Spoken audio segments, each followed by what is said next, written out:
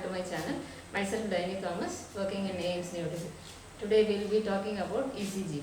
So you may be knowing about the basic physiology of cardiac conduction system and cardiac cells. So today we will learn a little bit about ECG waves. Okay. So before moving into the ECG waves, let's recollect the anatomy of the conduction system.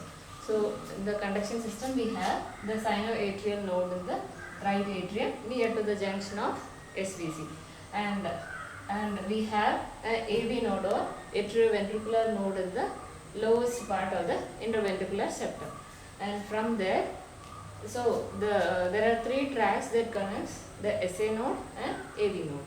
So those tracks are known as internodal tracks between the nodes, internodal tracks. So that are anterior, posterior and middle. Okay, so these three tracks connect from the AV node to the SA node to the AV node, and one track passes to the left atria also. This is left atria, this is RA, right atria, RV, and this is LV. Okay, so from the AV node, one tract comes down. Okay, so that is bundle of His, and the bundle of His further divides into two, right and left bundle branches. So this is right bundle branch and this is left bundle branch, and the left bundle branch it divides into two, anterior fascicle and posterior fascicle. Okay, anterior and posterior fascicle, and further when it reaches the left ventricle there are Purkinje fibers. So that is the normal electrical conduction system. Okay, anatomy of the electrical conduction system. So let's see ECG a little bit, the waveforms. So ECG consists of waveforms, intervals and segments. Okay, so there are P wave, QRS complex. So there are complexes also. Complexes means there are more than two waveforms.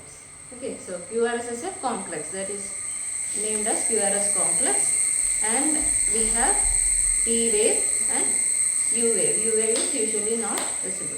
Okay, so let's draw a ECG waveform.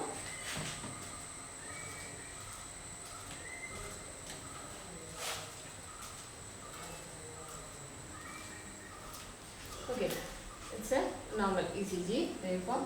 So we have, this is the isoelectric line or baseline. Okay, and from the baseline the first upward deflection is the P wave, and then comes again a straight line or isoelectric line, and then comes the first downward deflection, that is Q wave, and next comes the upward deflection, that is R wave, and the negative deflection, that is known as S wave, and again comes a straight line or isoelectric line, and then comes an upward deflection, this is the T wave, and then comes a U wave. This U is usually not visible, it's seen only in few conditions. We will learn those conditions later. Okay, so this is P, this is Q, R, S. Okay, T and U. This is the normal ECG. Okay. So we will learn about P wave a little bit. So what is P wave? That is the first upward deflection that we see. That is a round, smooth, round shaped upward deflection is the P wave. So how is P wave formed? Do you know? The first upward half of the P wave, this half is formed when an electrical impulse is formed from the SA node and it goes to the right atria. Okay, and throughout the right atria it spreads and it reaches the AV node. So during that time the first half of the P wave is formed, and next what happens is the impulse will transmit to the left atria. So during transmission to once it reaches the left atria, whole of the left atria, the next half of the P wave is formed. So that's how a P wave is formed. First half is formed by the impulse that are transmitted in the right atria, and the second half is formed by the electrical activity in the left atria. So that is how a P wave is formed. So normally a P wave should be round, upward and smooth. Okay. And in few conditions what happens is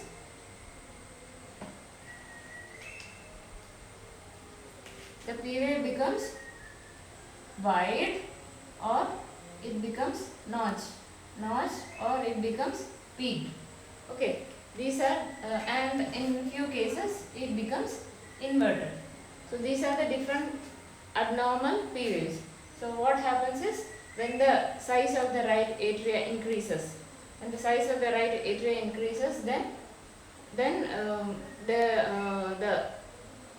shape of the P wave gets deformed. Okay, and when the right atria is big in size, or when the size of the right atria gets thickened, then the first half of the P wave gets higher. Okay, so that's why a notching is found. That case is seen in right atrial enlargement is seen in which all cases?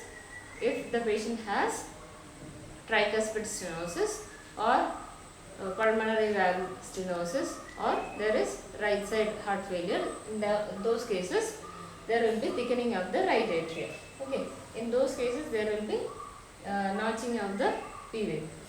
If in case the left atria is thickened, then what happens is the left side of the P wave gets higher. Okay, so these are different types of notching of the P wave is seen, and peaked P wave is seen, or inverted P wave. In which case the inverted P wave is seen, normally what happens, the impulse is formed from the SA node and it goes to the AV node. In case the impulse travels in the opposite direction. Okay, normally the impulse comes in this way, and in case the impulse travels in the opposite direction, the P wave gets inverted. Okay, those that is seen in which condition? In case the impulse is originated from the AV nodal area or AV nodal junction, then it travels upward. In that condition, the P wave gets inverted. Okay, so these are the different abnormalities of P wave, and you know what are the conditions in which it gets abnormal. Okay, hope that is clear to you. Let us move to the next wave.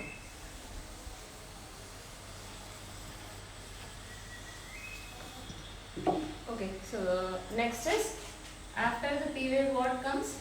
There is a straight line. Okay, what is this? Then comes URS. Okay, so this is a P wave and this is PR segment. Okay, this is Q, this is R and S. So this area is known as PR segment. Okay, this area, PR segment, and the area from here till here, from the starting of the P wave till the starting of the Q wave, that is known as PR interval. Okay, PR interval starts from the starting of the P wave till the starting of QRS complex. So always an interval contains a waveform as well as a segment. A waveform and a segment is known as a interval. So PR interval has P wave plus PR segment. Okay. So what does a PR segment denotes? Do you have any idea? So now the impulse has reached AV node. Okay, P wave shows the impulse has reached the AV node, and during the PR segment time, the impulse will traverse through the bundle of his and the bundle branches, and it reaches the Purkinje fibers. Okay, that is the time when the PR segment is formed. So PR segment is formed when the impulse from the AV node reaches through bundle of his and through the bundle branches and finally in the Purkinje fibers. Okay, that is PR segment. And PR interval gets prolonged in which condition? When does the PR interval gets prolonged? That condition is known as first degree heart block. Okay, first degree heart block. In that condition, the PR interval gets prolonged. In the prolonged PR interval, maybe the P wave is normal in size, only the PR segment gets prolonged, or sometimes the P also can get abnormal. Okay. So I forgot to tell something. The height of the P wave is normally 2.5 mm, or in the ECG paper you have big boxes and small boxes. Okay. So this is a big box and this is a small box. So the P wave, it can be 2.5. Okay. Till here it can be. And the amplitude, if it is more than that, then we will say it as abnormal. Okay. And the width, how much it can be? It can be less than 0.11 seconds. Okay. So here comes the amplitude, volt, and here is the seconds. Okay. In the x-axis we have the seconds, and in the y-axis we have voltage. So in the x-axis it should be 0.11 seconds, and in y-axis it should be less than 2.5 millivolts. Okay. So this is normal P wave, and what we are talking was PR interval. So the P wave plus PR segment is known as PR interval, and the PR interval should be within 5 boxes. Okay, 3 to 5 boxes. So P wave consists of around the 3 boxes, and the PR interval, which whole thing from here till here, it should be less than 5 boxes. And when it is more than 5 boxes, we can say it is a prolonged PR interval, and that is seen in first degree heart block. Okay, is it clear?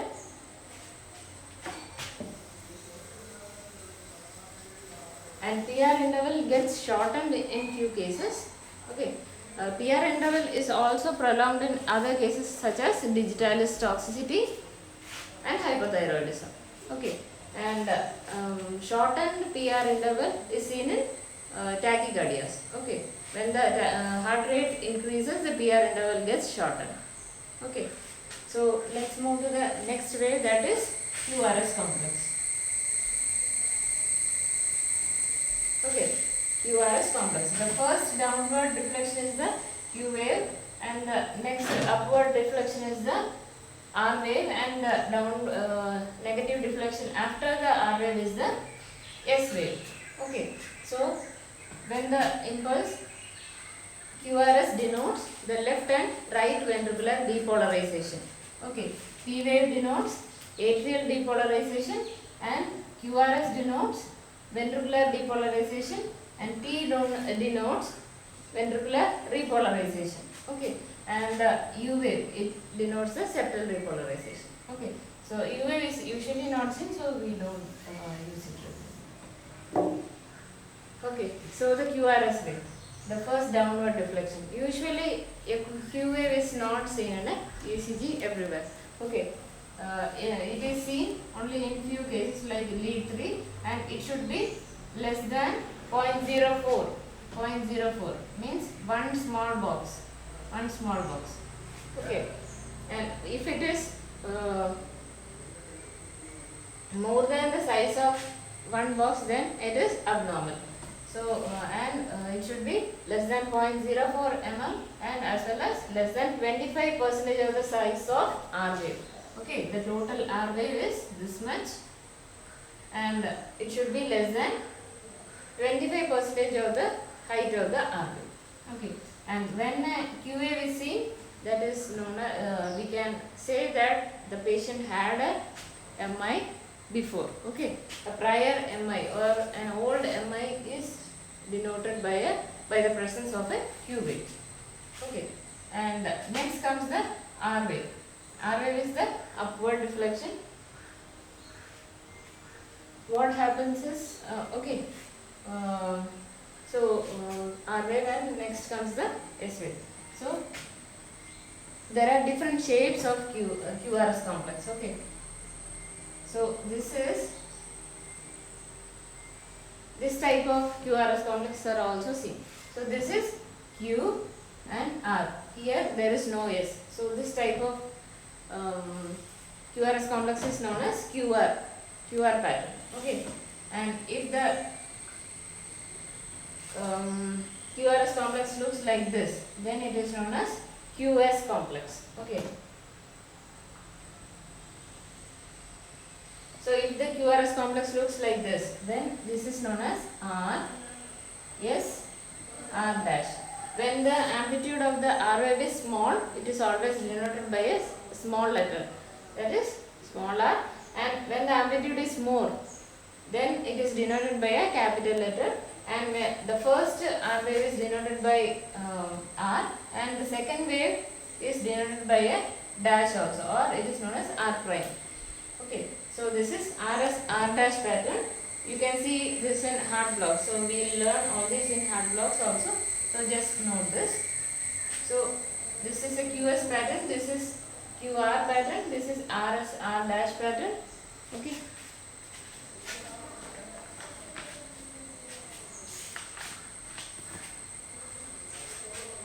Okay, this is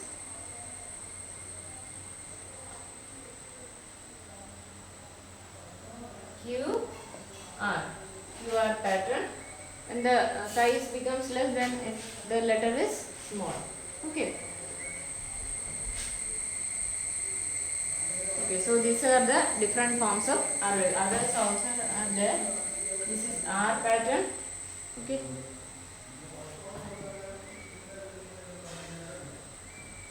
R, S. This is R and S, because both are big in amplitude. So this is about QRS complex. Okay, so regarding the QRS complex, a normal QRS complex should be 0.10 to 0.12 seconds. The width should be 0.10 to 0.12 seconds, or 3 small boxes. It should be less than 3 small boxes, and it gets widened when the ventricle takes more time to contract. In those cases, the QRS complex size will increase, or the width will increase. Okay. So when there is a block in the bundle branch, in this portion it will be slightly greater than 0.12 seconds, and when the impulse is formed from the ventricles. Okay. So when the ventricles is producing the impulse, then the QRS complex will be greater than 0.16 seconds. Okay.